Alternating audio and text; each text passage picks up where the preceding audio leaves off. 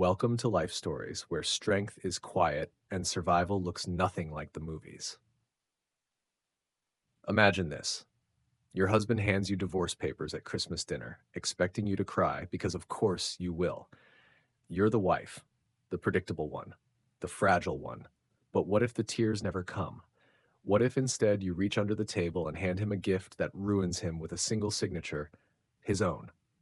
This is not just a story about betrayal. It's about preparation disguised as silence, power hidden beneath politeness, and one woman's decision to stop being afraid in the very house built to keep her small. If you've ever smiled through something that was quietly breaking you, this story is for you. Let's go back to where it all began. Ava Morgan had perfected the art of appearing untouched. From the outside, her life was something people envied. Portland townhouse nestled between silver birches, wine-soaked dinners with Ethan, the kind of husband who could make anyone laugh at a party.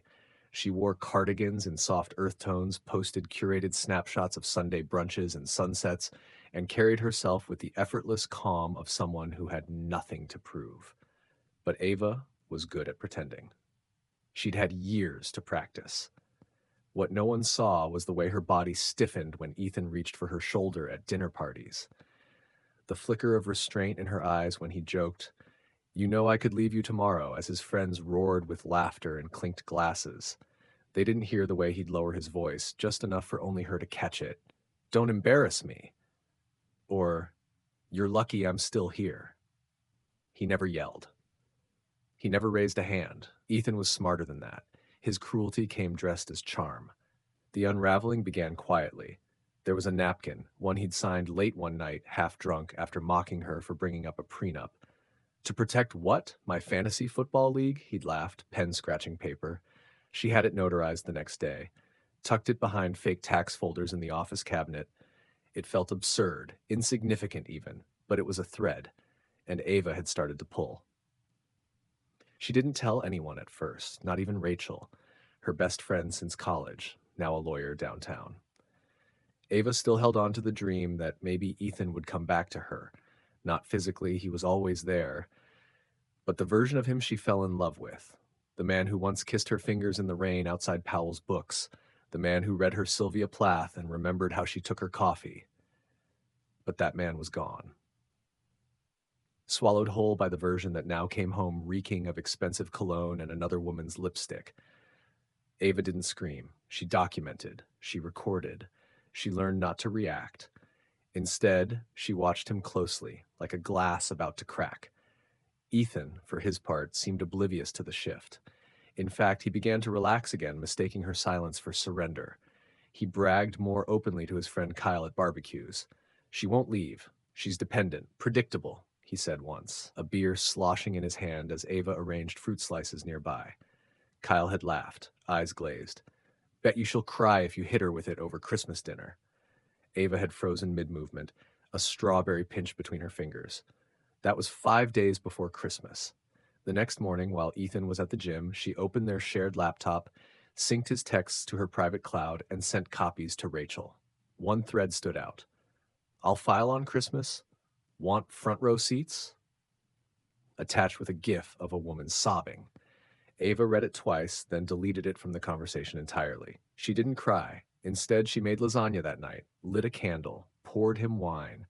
He kissed her cheek and told her she was glowing. "You're finally softening," he said.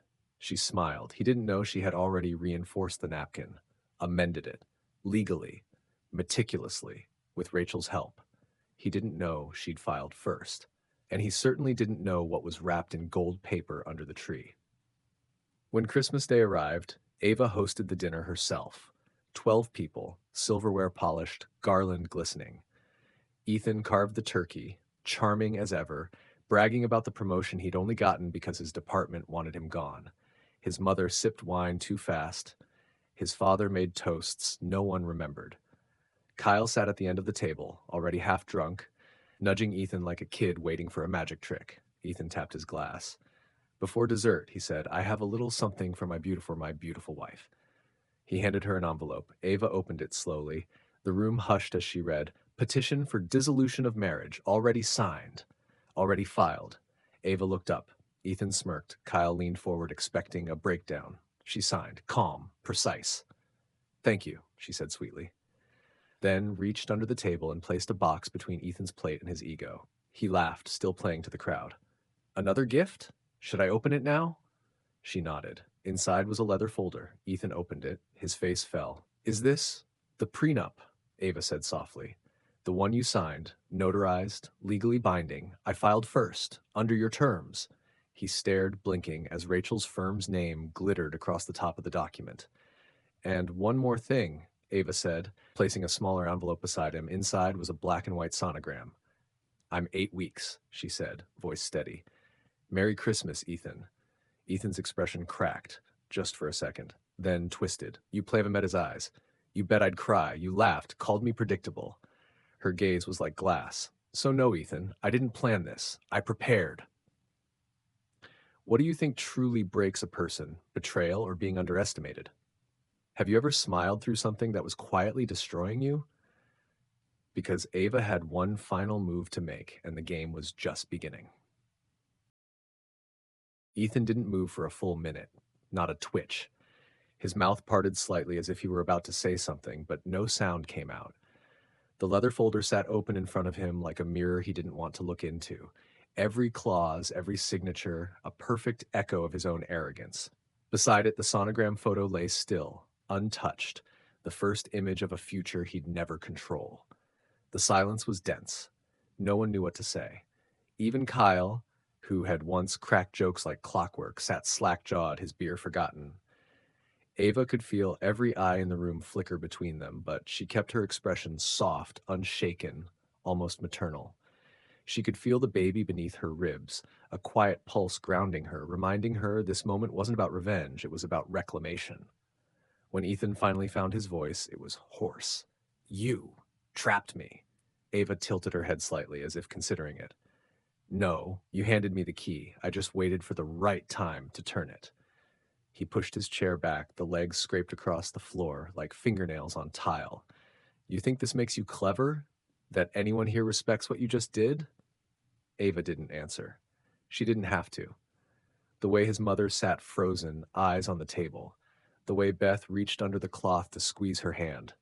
The way no one laughed, not even Kyle, spoke louder than anything she could say. She stood quietly and began clearing the dessert plates that hadn't yet been filled. Her hands didn't shake, her steps were steady, but inside, something trembled, not fear, not regret, but the raw, aching throb of years she could never get back.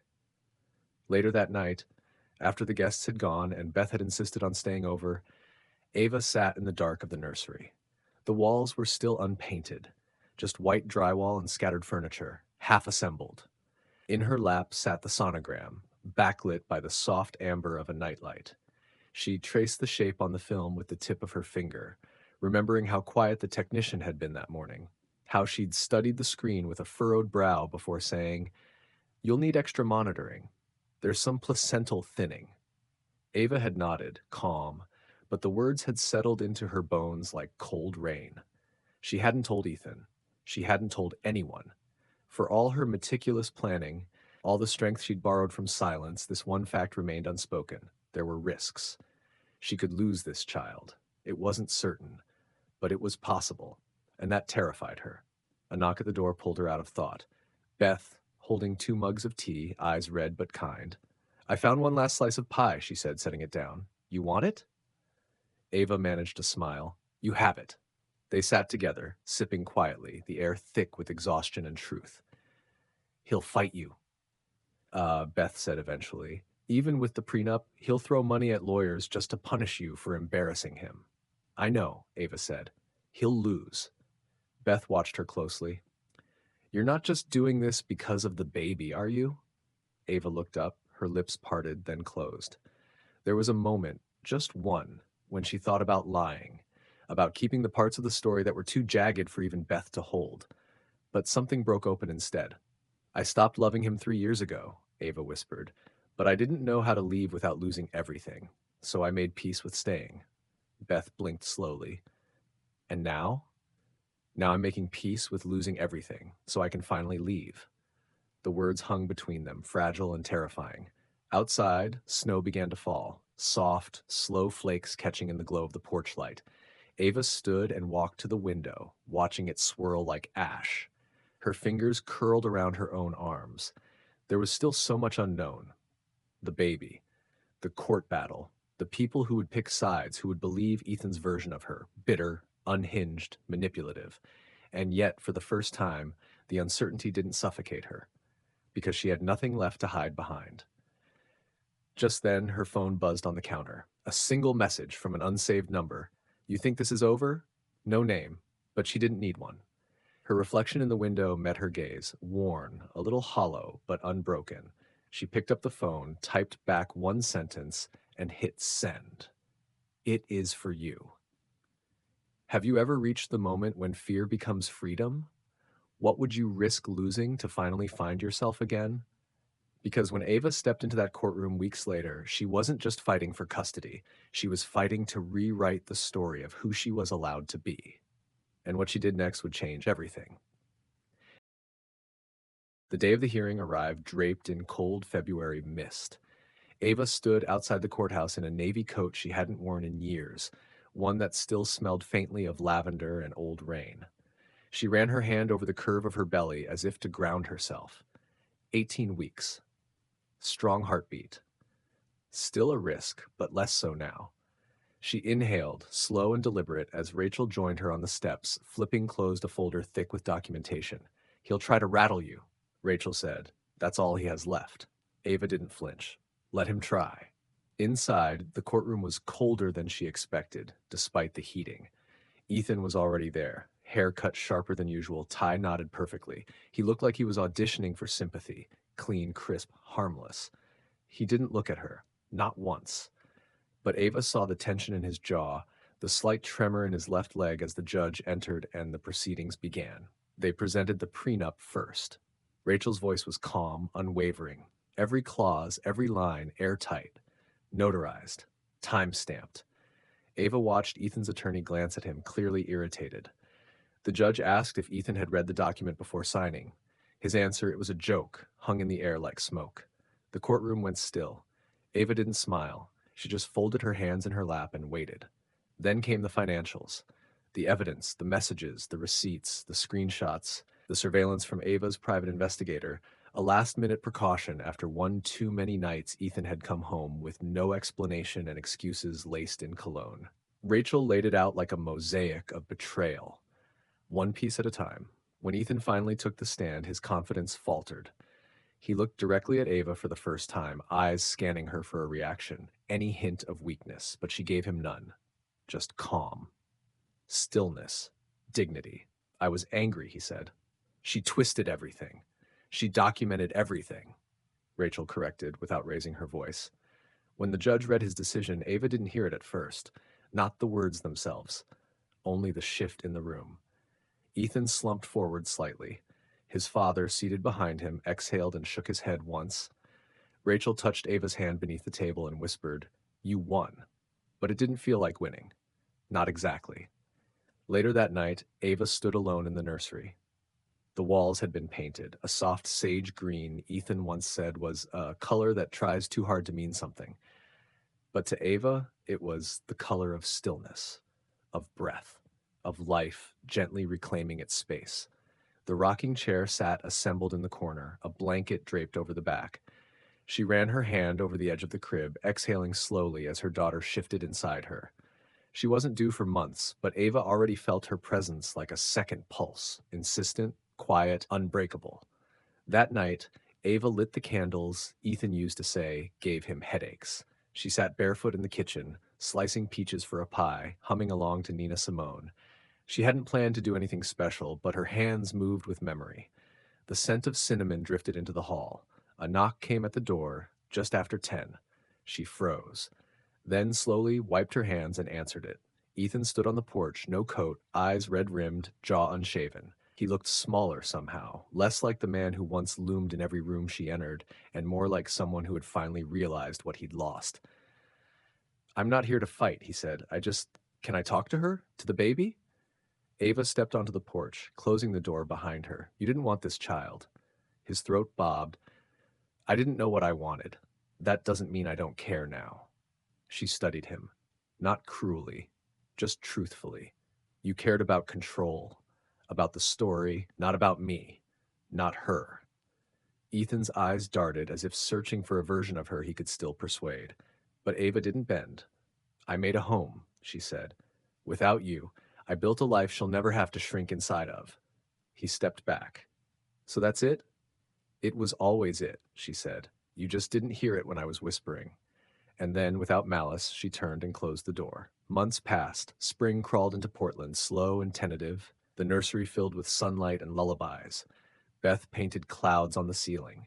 Rachel brought baby books with handwritten notes in the margins. Sky moved in during Ava's final trimester, bringing with her laughter, laundry advice, and muffins that were sometimes edible. On the night Ava gave birth, there was thunder in the distance. Her labor was quiet, steady. No screams, no dramatics, just breath and focus and a single whispered name when she finally held her daughter. Lena, she said, tears rising and falling without apology. You are not a beginning. You are the continuation of everything I saved. They went home 2 days later to a house that no longer echoed with fear. 1 week after the birth, a letter arrived. No return address, just her name in Ethan's handwriting. Inside was a check, a short note, and one photograph, a printout of the sonogram Ava had placed on the Christmas table. I don't expect forgiveness, but I see her now, and I see you. Ava didn't write back. She tucked the letter into a box labeled Truths I Survived, slid it under the bed, and returned to the nursery, where Lena had just begun to stir. She lifted her daughter into her arms, pressed a kiss to her forehead, and whispered, You will never mistake silence for safety. The rain began again outside, light, rhythmic, and inside, Ava rocked her child with the certainty of a woman who had burned down her cage and planted a garden in its place. What moment in Ava's story resonated most deeply with you? If you love this journey of quiet strength and justice, comment 100 below. Tell us where you're watching from. What country do you call home? And don't forget to share this story with someone who needs to remember that power can be quiet, but it's never invisible. Thank you for watching Life Stories.